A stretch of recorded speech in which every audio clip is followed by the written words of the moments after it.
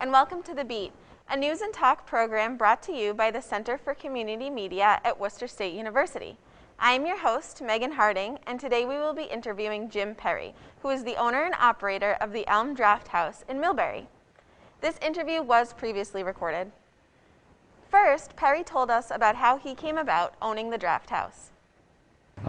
I was a regular here for years, and I loved the whole concept of like the cinema pub style, coming in and being able to have like beer, wine, pizza, and it was just an affordable. It was the best place for a cheap date. I really enjoyed it. I got to know the previous owner, and we became friends. And then when he was retiring, nobody in his family showed an interest in it.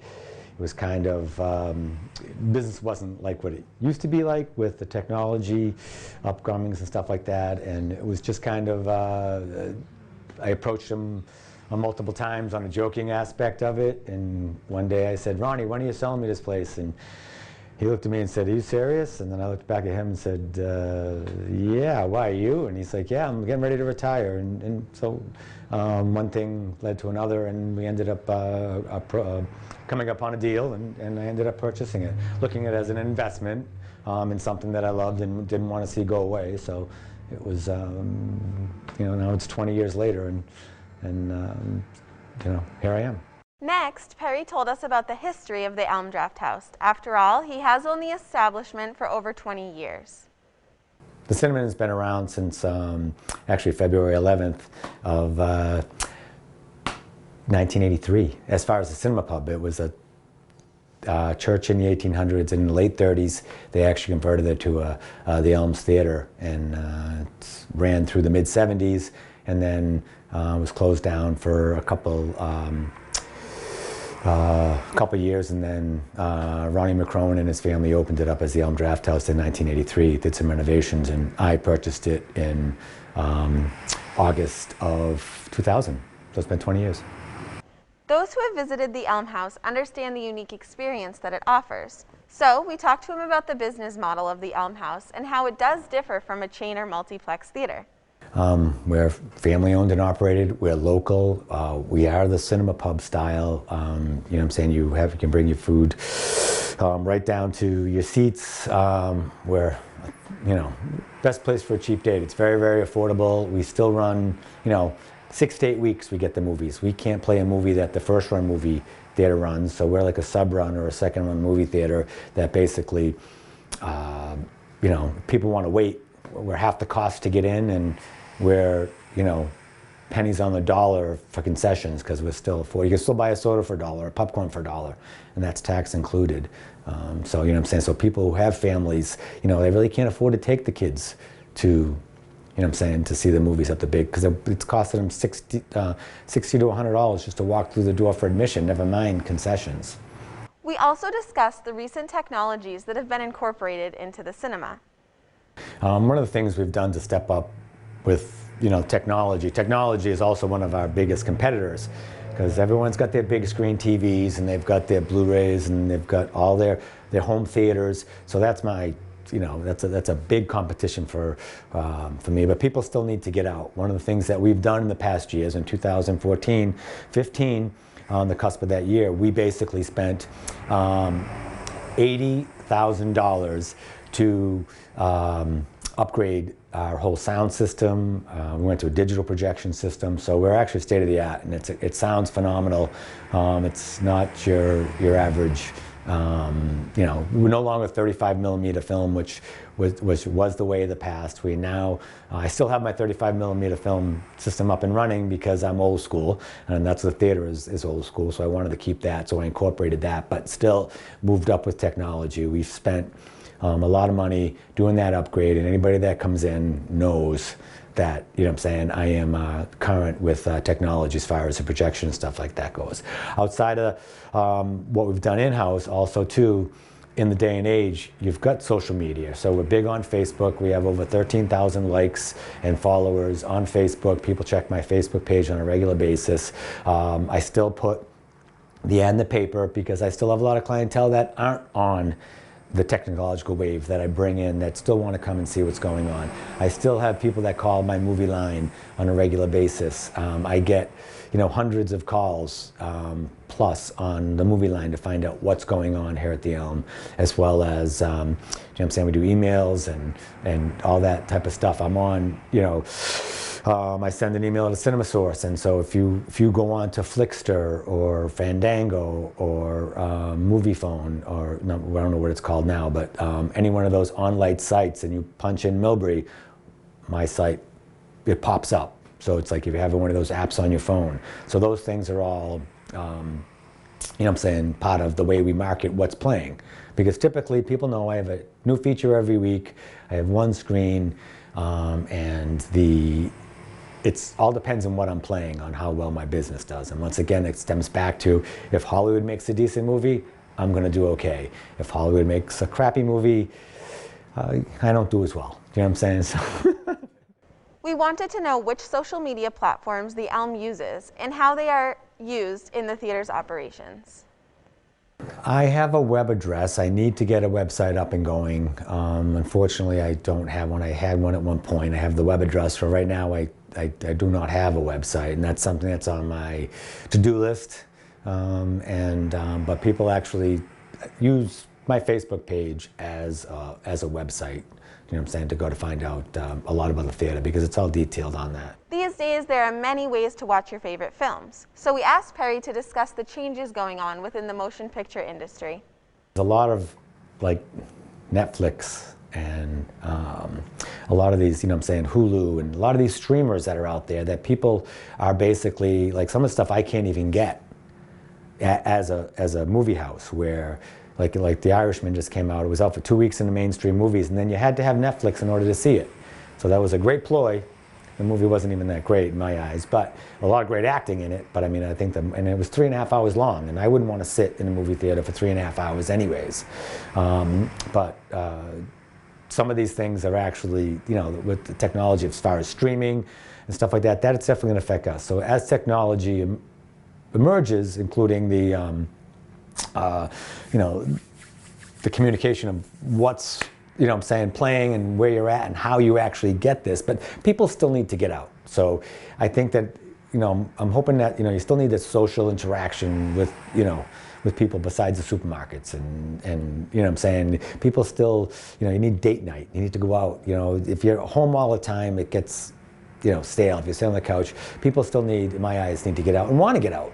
There are some people that are homebodies, and that's fine. And then you have people I have my regulars that come in every single Friday night, every single Saturday night, every single Tuesday night. They're here, regardless of what's playing. They just know that's their night out. And it might be their own interaction with other humankind. I don't know. But they basically enjoy coming here, and we're a big family. And that's kind of like somewhat of a niche, in the fact that, a lot of my regulars have become friends because, they meet here, and they do this, so, which is nice. It's like my big living room. Next, we asked Perry what is unique about the Elm. After all, it is known for the experience and its charm. I tell people there's multiple other things besides just the movies that we have. That's our main business, is the movies, but we do comedy notes. We do 5 to 6 comedy shows a year, and we bring in top-notch guys in out of Boston, and we try to keep it as the cheap date philosophy. So you're only paying $15 for coming to the comedy night, and it's a lot of fun. These are the same comedians that are out in Boston, that are playing all throughout New England. They love the venue because it's old school, and I get over 200 people every comedy show. Yeah, and I mean, I don't overdo it. It's not every Friday night. And I'm making it affordable for the people to actually come out. I mean, I don't know what people's budgets are and what they can afford to go out in their entertainment. They may have, like everything's going up. The cost of fuel, electricity. To heat the house, taxes, rents. It's like people only make X amount of dollars. So for them to plan a night out, which is, they work hard all you know what I'm saying, all week long, or you know what I'm saying, even if they have kids and they want to go out and see a movie, this is the perfect date night because you can afford to pay a babysitter. You come to the Elms, you're here for drinks, dinner, and a movie, all in one. Park once, come in. It costs you $30. You still have money to pay the babysitter. It's probably going to cost you more money for the babysitter than it is for the night out at the Elms, and then you go home. And it's just that, you know, husband and wife time. You know what I'm saying? The couple time, and they can really enjoy themselves just to get that 2 hours, 2.5 hours away of just like peace. You know what I'm saying? Just to get a peace of mind and remember why they got together in the first place. We were also fortunate enough to take a tour of the projection booth while we were at the Elm. This is actually our new digital system here. This is the projector. We get the films in a total different format now. We get them actually in a hard drive that they ship out to us instead of shipping us out. The average film was probably 6 reels of film, and you know, these are a lot easier to carry up those stairs to get to the projection booth. But now basically they ship us out the film on a hard drive. We take it, put it in an ingestion port, we take it, ingest it onto our server here, and then once it's ingested, we build the movie as far as how we want to play it, and then we put in some trailers or previews, as people call them. And then what we end up doing is they ship us a key, which is actually an encrypted code that allows us to play the film now. So I mean, we were worried about piracy and people playing stuff without. I can't play a feature. This is no good to the average Joe. For one, you wouldn't have the system to play it, and two, once they ship this out, there's multiple factors like the serial number of my hard drive, the theater number. There's like it's an encrypted code, and it's date stamped that when we can play a movie to and from. So yeah, so it's come a long way. So the 35 millimeter, or the way the technology has it, you talk about that piracy and stuff like that. But this way here, it's definitely, this is no good to your average Joe Blow homeowner, because they wouldn't be able to play it because it's encrypted. But we ended up putting it on and playing the film that way. This has a similar format to the 35 millimeter, but this is a 2,000 watt bulb, because in the standards of the industry, I have to have 14 Lamberts per square inch on my 15 by 28 foot screen. So yeah, and it's 107 feet from the front wall. So it's probably let's say about 110 feet from the projector to my screen that light has to shine to get the brightness and the crispness that the industry standards require. And then I would require as well, because I want my patrons to have the best movie-going experience, including the picture and the sound as well. And then over here we have all our amplifiers on the rack system and the processors in order to play the sound on the screen as well. The film industry has evolved in significant ways within the last few years. So finally, we asked Perry where he sees the motion picture industry going in the future. I still think that it's going to be around. I still think there's going to be need for it.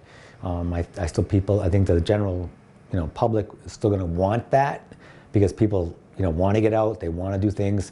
For the kids, there's date nights. You get the young kids that come out of school, they'll go see, your Fast and Furious and whatever that's, the kids' movies, whatever the features are geared towards, the kids. Hollywood still does that because they have money that they can spend.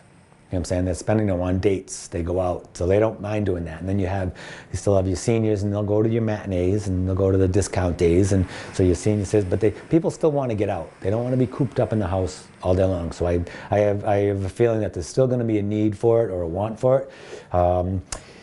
As far as where is it going to be in the future, I think technology is just going to make it better.